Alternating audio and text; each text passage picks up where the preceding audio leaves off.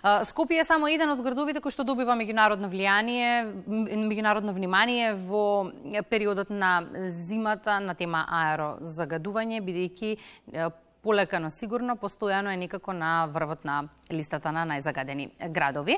Дополнително енергетската криза и поскапувањето во сите сегменти на живењето ги натера граѓаните да пронаоѓаат многу по нееколошки начини на загревање, загадувајќи ја животната средина. Колку економската криза се одразува на овој сегмент од живењето и што можеме да сториме на темата? Наредниве минути разговараме со Билјана Дуковска од Македонската платформа против сиромаштија. Добро утро, Билјана, и добре ни дојдовте во. Добро утро, ви благодарам што отварате темава. Значи, исклучително важна. И кога не е загадано. И кога не е загадано, и кога не е ден за намалување на сиромаштијата. Билјана, кога е доведено во прашање екзистенцијата, факт е дека никој не размислува на загадувањето на животната средина, но ако појдеме од тоа дека приходот на граѓаните диктира како ќе живеат, што можеме да заклучиме од приходите кои што во моментов ги имаат нашите граѓани? Знаете како ќе почнам со нешто што беше актуелно пред 2 години, а кое што го работевме како платформа против сиромаштија, тоа е дека аерозагадувањето е тесно поврзано со социјалниот статус на граѓаните и дека многу зависи од навиките, меѓутоа при истражувањето констатиравме дека многу зависи и од меѓусебната поврзаност на системите за поддршка, односно на кај нас би бил системот за социјална заштита и Министерството за економија, односно делот за енергија. И тогаш митот беше дека сиромашните се оние кои што најмногу придонесуваат кон вкупното загадување во државата, ама во суштина побогатите се оние кои што имаат повеќе можности, повеќе ресурси и гледано во вкупното еколошко влијание, тие се оние кои што многу повеќе придонесуваат кон сликата на загадување. Кај сиромашните имаме исклучок во дел на загревање на домовите и тоа не е нивна вина. Тоа на моменти дури не е ни тема на избор. Заради тоа што инфраструктурно ние како држава не сме обезбедила соодветни пристапни механизми, еве како централно грејење на пример, кое што нели велиме дека е најнезагадувачка варијанта за поголем дел од населението да може да биде приклучено, па еве да избере дека нема да биде таму. Исто така ги обвинуваме сиромашните за нивното ќумбе, меѓутоа забораваме дека јавните институции користат нафтени деривати за загревање и така натаму и така натаму. Не сакам да го минимизирам учеството на нееколошкото однесување на најранливата група на граѓани, меѓутоа во таа реченица сакам да додадам дека тоа е заради непостоењето на избор, ниту па извор на приходи кои што може да го употребат за нели поквалитетно загревање. За послековите да објасниме, податоците кои што ги објавивте на Светскиот ден на искоренување на сиромаштија, отсликаа загрижувачки тренд кој вели дека дури половина милион граѓани во Македонија се обидуваат да преживеат дневно со помалку од 200 денари. Изминатиот период владата донесе сет антикризни мерки во кои што се опфатени ранливите категории на граѓани. Она што ме интересира, има ли корист од нив, даваат ли резултати? Истовремено заборавате дека државата на примателите на гарантирана минимална помош им дава по 1000 денари субвенција за енергија. Сега, ако пресметате вие во вашите домови, во домовите на нашите гледачи, колку се 1000 денари за енергија, јасно ви е дека нема муабет, нема дискусија. Значи, јас доаѓам од мрежа на организации кои што соработуваат и работат директно со ранлив категории на граѓани. Не е дека тие не знаат, некои од нив велат, ги следам трендовите, него ќумбето во подрум земав печка на пелети. Не чинеле пелетите, ми беа скапи, земав инвертер клима. Неа седи за украс, се вратив на ќумбето на дрва. Значи, тие 200 денари дневно, во суштина се избор дали ќе се купи јадење или ќе се загрее.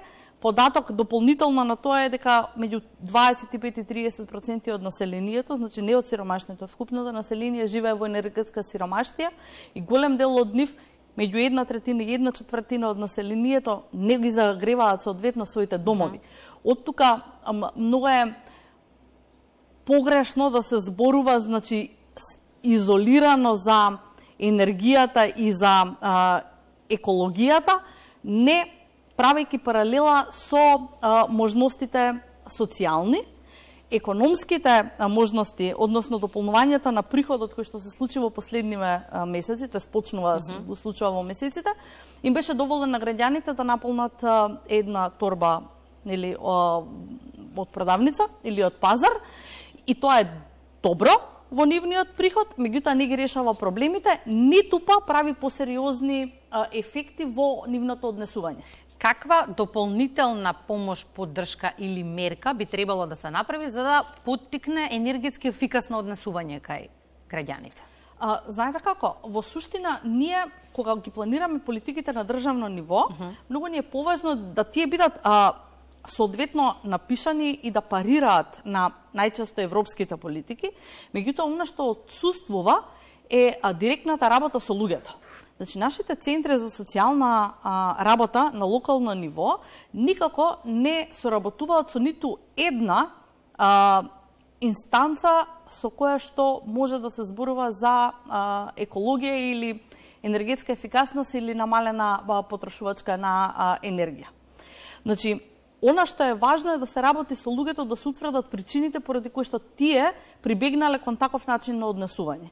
Односно, доколку семејството е во најранлива категорија, значи сите се невработени, живеат од гарантирана минимална помош, при тоа имаат болни лица и така натаму, секако дека тие 1000 денари субвенција не им се доволни и дека тука треба да се планираат мерки кои што ќе зголемат енергетската ефикасност во домот и при тоа ќе се помогне со еколошко загревање на домот. Така, вие ќе обезбедите да тие луѓе не западнат во позиција на болни и невработливи. Инаку, вака како што е сега, вие им давате приход и им викате, ние сме ве штиклирале на списокот дека сте земале енергетска субвенција, меѓутоа тие луѓе голема е веројатноста дека тие пари ќе ги потрошат за храна. И дел од граѓаните кои што едва крпат крај со крај, во моментов не гледаат, веројатно си помислуваат колку е неуместно ние да зборуваме на темата за енергетска ефикасност, кога од први до први едва се преживува. Она што е немање на вистинска линија е помеѓу луѓето кои што живеат под линијата на сиромаштија статистички и оние кои што ја живеат енергетската сиромаштија, а тоа се луѓето кои што иако заработуваат имаат приходи, тие не им се доволни за да може да користат зелена енергија, да имаат избор во користење на реагенси, да направат инвестиција во домот и така натаму. Значи, обемот на енергетска сиромаштија е многу поширок од оној на луѓето кои што се во ризик од сиромаштија. Целта на овие разговори е секако да поттикнуваме и да правиме промени. Следствено на тоа, ќе не врати ли актуелнава економска и енергетска криза чекори наназад во заштитата на животната средина? Каков е вашиот впечаток? Па мислам дека ние не сме мрднале многу во заштитата на животната средина, споено со луѓе во кои што се во најниската, да речеме, економска приходна категорија, заради тоа што нивните навики не може да очекуваме дека ќе се сменат доколку не се променат влијанието кои што ги имаат. Па така беше многу интензивно зборувањето дека сиромашните одат па се дрвокраци и така натаму, нели, па дека крадат струја, не знам што прават, дека сите тие работи делуваат лошо на животната средина, меѓутоа никој не се запраша. Значи, зошто е тоа така? Кои се причините кои што довеле до таквото однесување? Едно време беше актуелно количината на отпад од пакувања, па нели препораките да се користи без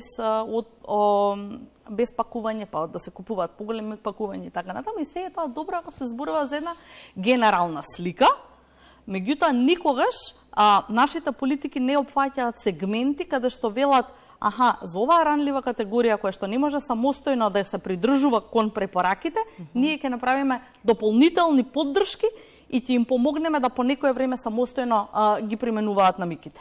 И целта на вашето функционирање на Македонската платформа против сиромаштија е исто така да прави промени. Имате ли впечаток дека некој ве слуша?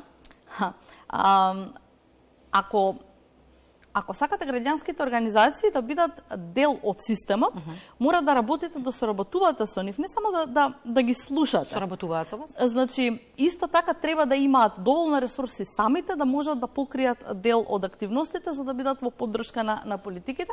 Она што во моментов се случува е дека тие не слушаат. Значи, која ќе ги поканиме доаѓаат, ако им пишеме, веројатно читаат па не одговараат, меѓутоа нема сериозна дискусија која што може да донесе заеднички решенија, а уште повеќе отсуствува директната соработка помеѓу целните групи на кои што се однесуваат мерките кои што се планираат и владините експертски мислења при креирање на политиките, па така јас не знам, ние не бевме консултирани за последниот сет на антикризни мерки при изборот на категории, при сума, при трајање на мерката и така натаму. Не верувам дека биле направени истражувања во рамки на целните групи кои што беа опфатени со мерките, туку веројатно мерките се носат според мислењата и можностите на тековниот буџет.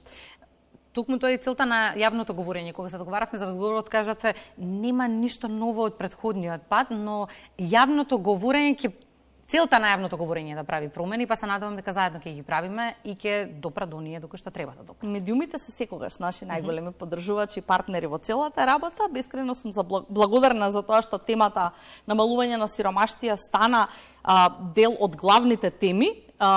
Дури и во вести доаѓаме, значи, притисокот кој што се прави се чувствува, меѓутоа имаме различни аспекти од тоа како треба да бидат организирани следните чекори. Поддршката наша имате, па секој чекор ќе биде добре еден нареден. Благодарам многу, Билјана, за гостувањето во утринската програма.